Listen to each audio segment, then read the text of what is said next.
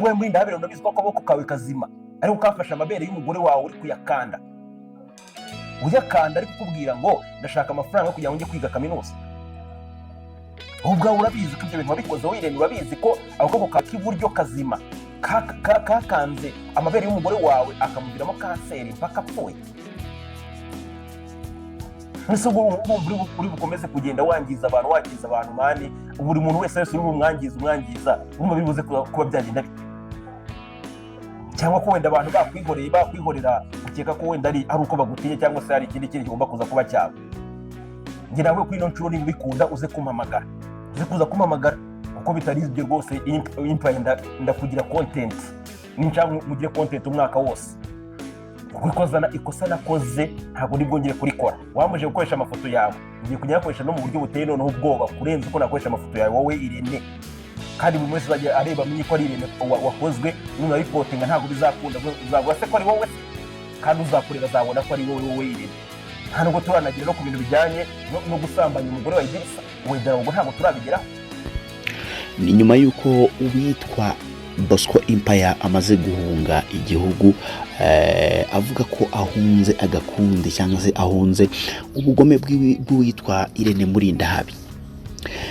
Umbabarire tuze kujyana neza mu mizi kugira ngo kino kibazo tuze kubasha kuba twakigendamo neza. Turaza kugenda dukotingamo n'amagambo amwe namwe yagiye avugwa n'uwitwa Bosco Empire mbere yuko afata umwanzuro wo kuba yasohoka igihugu ku munsi w'ejo ku itariki 20, havuga ko yahamagawe ni igitutu, hamagawe inshuro zigera muri nyinshi zitandukanye, ahamagarwa na nimero ziri prive, asabwa ko yakitaba, ko akenewe ko hari amakuru agomba kubazwaho. Bosco avuga ko yagiye ahamagarwa inshuro nyinshi zitandukanye ubwo yari agiye kwiyoboshesha, ariko abonye ko cyangwa se ngatekereje ukuntu yigeze guhamagarwaho bikarangira afunzwe, yahisemo guhunga igihugu, yahisemo gucika akiza amagara. Ati byagenze gute? Kwikubitira ubundi iki kibazo cyatangiye ubwo uwitwa Irene Murindahabi yari ari mu kiganiro n'uwitwa Dorcas na Vestine. Hanyuma ariko uwitwa Irene Murindahabi aza gukora ikosa ryo kubaza uwitwa Ishimwe Vestine ku by'urugo rwe cyangwa se ku by'urushako rwe we na Odraogo.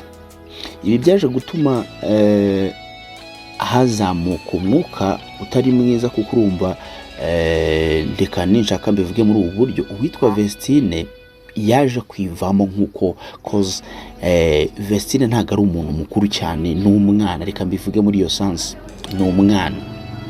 Yaje gushira amarangamutima ye hanze, avuga ko atamerewe neza, aho yanabuzaga muri umunawe Dorcas kuba yakwishura mu bintu byo gushaka umugabo no gukora iki n'iki byose. Ibi byaje gutuma hazamuka amagambo menshi agiye atandukanye, binatuma itangazamakuru ndetse n'abasesenguzi batandukanye bijandika muri icyo kibazo. Biheraho ngaho uwitwa Bosco yaje kwinjira mu bucukumbuzi buhambaye, ashaka kumenya ikihishe inyuma y'amagambo uwitwa Ishimwe Vestine yaramaze kuba yavuga ubwo bari mu kiganiro cyo kuganira kuri tour bari bafite mu gihugu cya Canada muri Vancouver. Ibi rero niho umwuka mubi waje guhera.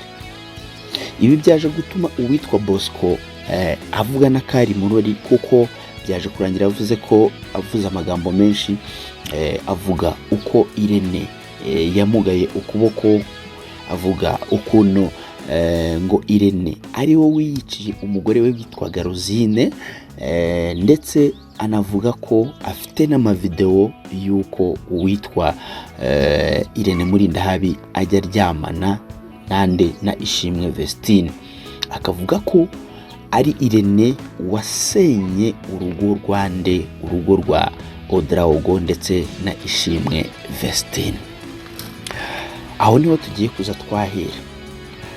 Umunsi w'ejo ku itariki 20 nibwo uwitwa Bosco Empire yakoze ikiganiro ku muyoboro we nanone witwa Bosco Empire, aho yavugaga ko yahamagawe n'umugenzacyaha witwa Serge,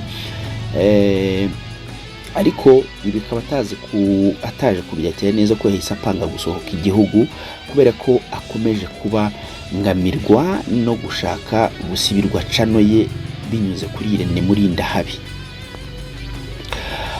Uyu bwana Bosco Empire avuga ko ibi byose bituruka ku kuba yaragiye cyangwa se yarinjiye agapanga cyangwa se akavuga makuru n'ubugome bwa Irene Murindahabi.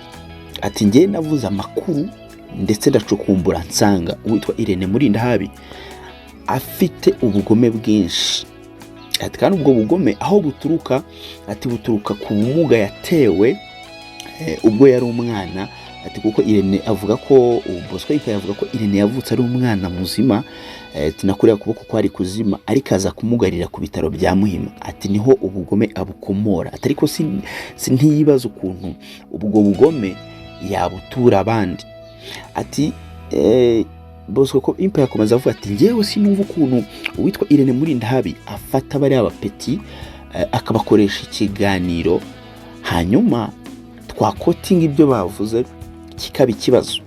Ati ni nawo mpamvu ngewe cano yanjye ishaka gusibwa, nanone kandi nkaba nkomeje guhozwa ku nkeke ndetse nanahamagarwa na nimero ziri prive ngo nitabe urwego rw'ubugenzacyaha. Atariko ibyo bintu nge sinzongera kubikora. Ati niyo RIB yamamagara gute sinzasubira kuyitaba. Bosco rero ashaka ko Irene ngamuhamagara bakavugana bati witwa Empire Bosco avuga ko witwa Irene nataramuka amuhamagaye ngo bakemure ikibazo bafitanye, dore ko anavuga ko gaherutse kumwandikira atariko ntaramusubiza. Ati naramuka atamwandikiye ngo bakemure ano makimbirane bafite, uwitwa Empire avuga ko ibi bizagera kure ndetse kazavuga andi mabanga menshi y'uyu Irene Murindahabi ndetse n'ubundi bugome bwe. Nabonye n'uwitwa Bosco nako Pastor Claude nawe abivugaho, ariko turacyari kwigarukira ku bya Bosco Empire, ibyo nabashije kuba nakiyumvira mu kiganiro yakoze. Bosco akomeza avuga ko ngo nyuma y'uko yitabye kuri kese ya DJ Brian ndetse no guhamagarwa na RIB, avuga ko nta na rimwe azongera kwitaba RIB, cyane ko akomeza no kwikoma bamwe mu bayobozi bangiza urubyiruko rukoresha izi mbuga nkoranyambaga bitwaje imyanya barimo muri leta. Kandi akomeza avuga ko impamvu y'ibi ngibi ari uko we azi bamwe mu bayobozi barya za ruswa kubera ko ma YouTube channel nakazi zemba amafaranga menshi. Rero avuga ko hari agakundi gakorana na Irene gatuma ndetse kakari muri leta gatuma bakomeza kubangamira abandi bajene bakoresha izi mbuga. Uno mujene yahise agaruka ku buryo bw'uko uwitwa Irene Murindahabi yabanye n'uwitwa Rosine. Avuga ko uwo Rosine yari umwana w'umubakire, hanyuma aza guhabwa pasi n'uwitwa Bishop Gafaranga. Ati Bishop Gafaranga niwe wahaye pasi Murindahabi ku mukobwa witwa Rosine wabo bari batuye ngo ku Gisozi. Avuga ko nyine akimara guhabwa pasi uwitwa Irene yaje kwinjirira. Icyo gihe ngo Irene yabaga Nyabugogo ari umukarasi, nyuma aza kugira gute akimara guhabwa pase n'uwitwa Bishop Gafaranga, ko Bishop Gafaranga yarambwiye ati wowe winjira uwo muryango ushaka ukuntu utera uwo mwana w'umukobwa na witwa Rosine. Irene niko yaje kuba yabigenza, amaze kuba yatera uwitwa Rosine inda. Icyo gihe ngo uwitwa Irene yari asigaye atuye aho bita Nyamirambo, hanyuma Rosine akimara kuba yaterwa inda yahise agenda asanga papa we amuha imitungo ye. Akimara kuyigurisha amafaranga ayashyira Irene Murindahabi, ari nabwo batangiye no kubana. Bosco avuga ko kuva icyo gihe Rosine akimara gutwita, uwitwa Irene Murindahabi yatangiye kujya amukubita, akamuhoza ku nkeke ndetse akamukanda n'amabere, kugeza ubwo uwo Rosine yaje kurwara kanseri y'amabere, biba ngombwa ko Rosine bamuca ibere.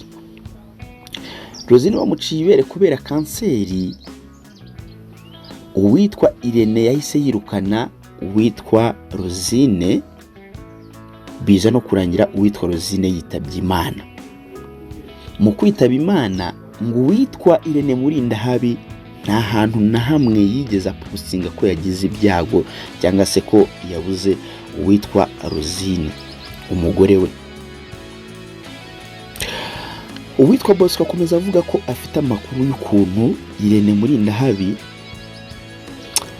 yajyaga akanda amabere ya Rosine aribwo akimara no kubyara. Ibaze gukanda amabere y'umubyeyi ukimara kubyara mpaka arwaye kanseri y'ibere. Ibi byaje kuviramo nyina wa Rosine yaje gupfa nawe kubera agahinda yatewe n'umwana we Rosine watewe inda na Murindahabi Irene. Bakaza kubana, akaza kumutera inda. Akimara kubyara byaje kuba ngombwa ko nyine witwa Irene Murindahabi amwirukana, cyane ko bari bamaze kuba bamuca ibere. Nyuma yuko ibi byose bimaze kuba, urumva Irene yakomeje ubuzima uko bisanzwe, ariko ubwo iduka Irene yacururizagamo i Nyamirambo ryaje guhita rigira gute, ngo ryaje guhita rihomba rirafunga. Uwitwa Bosco rero akomeza avuga ko icyo gihe Irene ubwo yari atuye Nyamirambo acuruza imyenda, ari naho baje kubana na Rosine nyuma yuko avuye Nyabugogo mu Bukarasi nk'uko nabivuze. Ibi byo gukubita Rosine ngo byatangiye atwite, ari nako yamukandaga amabere nahoze mbigarukaho. Aza no kumwirukana, ibi nabikubwiye, ndetse urumva yaje kumwirukana kuri ayo matariki muri iyo sezo. Hanyuma uwitwa Bosco Impa yavuga ko Rosine yitabye Imana ku itariki 7 z'ukwezi kwa gatanu mu mwaka wa 2025. Atariko nyuma yuko yitabye Imana Rosine ati nta muntu n'umwe wigeze ubikirwa na Irene Murindahabi cyangwa se Murindahabi ngo avuge ko yagize ibyago ko yabuze umugore we witwa Rosine. Ibi ndaza guhita bihuza n'ikiganiro mperuka kubona, aho witwa Tycoon Ndahiro yavugaga ko ngo bano banyamakuru bakuze cyangwa se bano bashaje muri game ngari abarozi, ari abicanye. Nta yindi mpamvu ni nkuko Bosco nawe abivuga. Bosco avuga ko ati yewe nimba umuntu ashobora kuza akicara agashaka kumfungira, agashaka gukuraho aho nakuraga umugati, ariho hantu honyine ncungiye, ati uwo nguwo aba yanyishe, uwo nguwo aba yamuyeho ijosi. Atariko iyicarubozo nakorewe n'iryo nkomeza gukorerwa ntago ryumvwa. Ati sinzi impamvu RIB irya ruswa, sinzi impamvu RIB idakora akazi nk'uko yakagombye kubikora ngo kugira ngo twese itubalansinge, ahubwo iragendera ku marangamutima ndetse na ruswa ziri muri urwo rwego rw'ubugenzacyaha. Ati niyo mpamvu jewe RIB ntazongera kuyitaba. Ati nayo mpamvu nafashe icyemezo nyuma yuko narindi muri salon de coiffure ndi kwiyogoshesha, byaje kuba ngombwa ko nyuma maze guhamagarwa inshuro nyinshi na nimero ziri prive zinsaba ko nakitaba nagira iki. Ati nahise nkora reflection nibuka ibyigeze kumbaho nanone ubwo nahamagarwaga bambwira ko hari byo bagiye kumbaza bikaza kurangira mfunzwe. Uyu Bosco yahise nagaruka kuri case ya Djihad avuga ko ngo Djihad yahamagawe ari hehe, ari Norvège.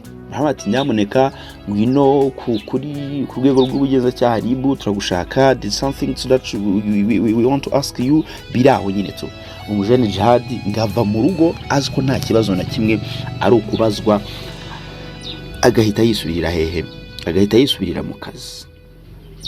Ubwo urumva ngakigera kuri RIB bahise bamugerekaho ibyaha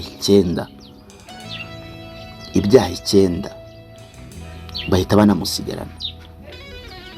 Ibyo ngibyo byafashe nabyita ko ngo ari bimwe mu byateye Bosco ubwoba, akabihuza na situation yigeze kumubaho ubwo yahamagarwaga bwa mbere n'urwego rw'ubugenzacyaha RIB akaza gufungwa, akavuga ati njye sinzongera gufunga ukundi, nzafungwa binyuze mu nzira za nyazo, aho kugira ngo mpamagarwe ngiye kubazwa ngo mpite mfungwa bitewe n'iki, bitewe n'ibifi binini, bitewe n'akagambane, bitewe na torture nkomeza gukorerwa, kuko Irene ashaka gusiba chano yanjye kandi yankubise n'amastrike menshi cyane. Akakomeza avuga ko nanone afite ngo na strike y'uwitwa Ishimwe Vestine ngo yamukubise nawe. Kubera iki? Kubera ko yavuze ku bukwe bwe na Odraogo. Ikindi uyu Bosco Empire yakomeza agarukaho, avuga ko ubundi intandaro ya cyane yo kugira ngo ano makimbirane abeho ngo nuko yacukumbuye neza akamenya makuru, ndetse akanavuga ko mama wa Ishimwe Vestine akunda amafaranga kubi, bityo rero akaba arimo aragurisha abana be ngo nyuma yuko amaze kuba yavanwa i Muhanga akaza kubakirwa i Kigali. Ibi byatumye ngo yemera ko uwitwa Odraogo abana n'umwana we kandi Odraogo atazwi, ari umuntu utazwi, ari umukwe utazwi, ariko kubera gukunda amafaranga bya mama wa Ishimwe Vestine ndetse na Dorcas byaje gutuma yemera ko uwitwa Odraogo amubera umukwe, kandi nyamara bataziranye cyane ko nyuma yuko uwo basezeranyije asabye Ishimwe Vestine guhoberana cyangwa se gusoma uwitwa Odraogo, yavuze ko adakunda Odraogo, aravuga ko ngari umurokore.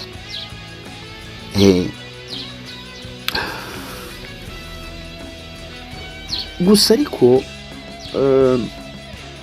ibi byaje gufata intera ku buryo uwitwa Irene yagerageje kuza kuba yakuraho channel ngo y'uwitwa Bosco Empire, ariko Bosco Empire akavuga ko yatanze amafaranga channel ye ikaza kuba yagira gute, yagaruka.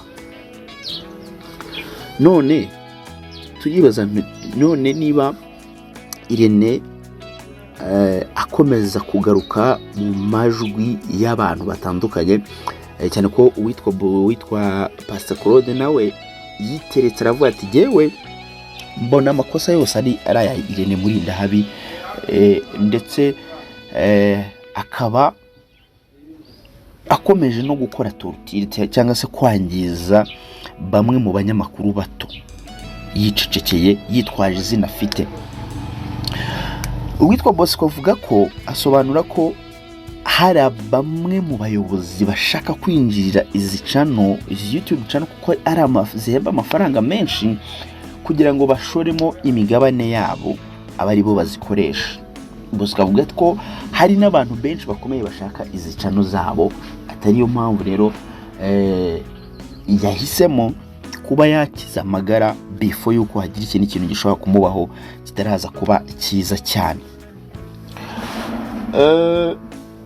Urumva ko Bosco avuga ko we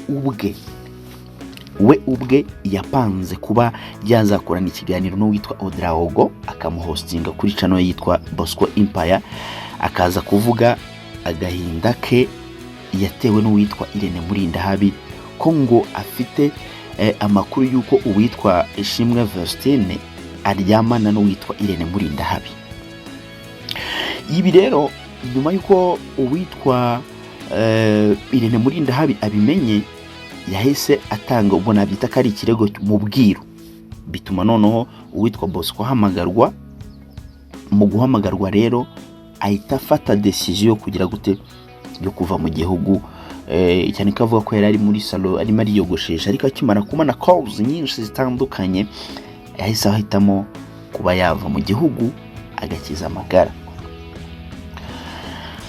Bosco Empire yaje kuba yamentioningaho umugabo witwa Cassien Pizzo, avuga ati ngewe mbona ati bwana Cassien Pizzo ati muri iyi mihanda cyangwa se muri abanyamakuru bari mu Rwanda, ati ndabona ari wowe ugifite umutima wa kimuntu, ati wenda uzambabarire nzaguha nimero ya Odraogo, wenda ashobora kutazemera ko muvugana mu kiganiro, ariko muzaganire akubwire ubugome bwa Irene Murindahabi, akubwire agahinda yatewe n'uwitwa Irene Murindahabi, cyane ko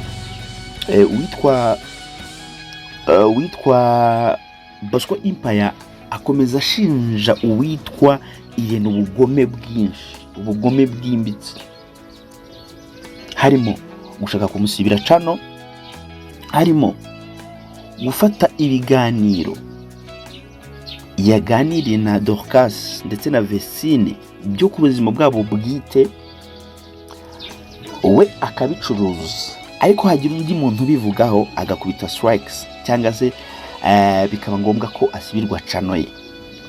Icya gatatu, witwa Bosco Empire yashinja Irene Murindahabi, amushinza kuba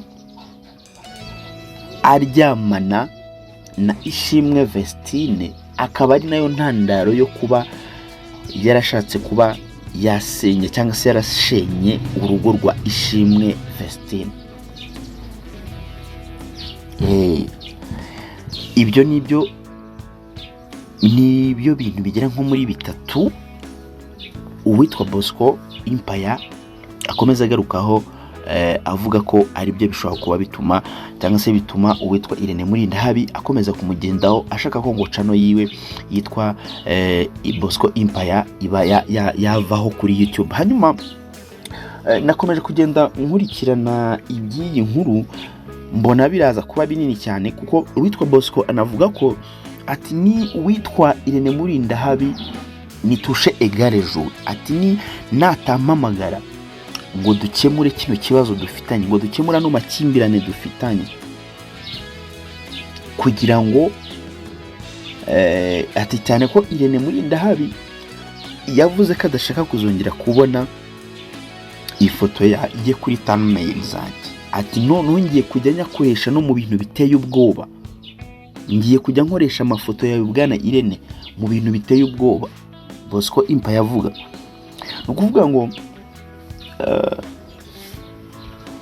uyu ati Irene nutanshaka ngo tuvugane dukemure ikibazo dufitanye, ati ndagukoraho episode zigera mu 1000, ndagukoraho episode zigera mu 1000. No vuga ngo afite byinshi cyane ko uno mujene Bosco Empire nubwo wenda asa nahakoresha amagambo aremereye wenda kubera uwo mujinya n'iki, kuko urumva YouTube channel wumva ushobora gufata nka miliyoni zawe nk'ebyiri ukazishora muri YouTube channel. Rero uyu muntu wumva agiye kubuza ngagiye kuyigukuriraho, kandi YouTube channel umaze imyaka nk'ibiri urwana nayo, ariyo yishyurira abana bawe, ariyo ikurisha, ariyo tuza umuryango, birumvikana umuntu abakwisha, umuntu abakwisha kabisa. Umuntu wese uzi bya YouTube arabizi. Niyo mpamvu rero witwa Bosco Empire yavuga ati mu gihe Irene utaraza kuza ngo wicare umpamagare tuganire dukemure ibibazo dufitanye, ndagushyiraho ndakumanuraho episodes zigera mu 1000, kuko mfite byinshi, mfite amavideo yawe uryamanye na Ishimwe Vestine, mfite ndavuga byinshi, noneho nibyo ntaravuga ndaza kubivuga, noneho bipfire rimwe, mpamagarwe nzi ko ndi kuzira ukuri. Kuko Bosco akomeza bati sinumva uburyo njyewe mpemukirwa ariko nge ntisingire abampamagara ngo bambaze ntese Bosco bimeze biti, ahubwo nge nakora navuga kukuri kuriho, akaba n'ijyo hamagarwa kandi ngahamagarwa na nimero ziri prive ntarigeze nzibona zimpamagara mu gihe ngewe nari nkeneye ko nanjye bantabara.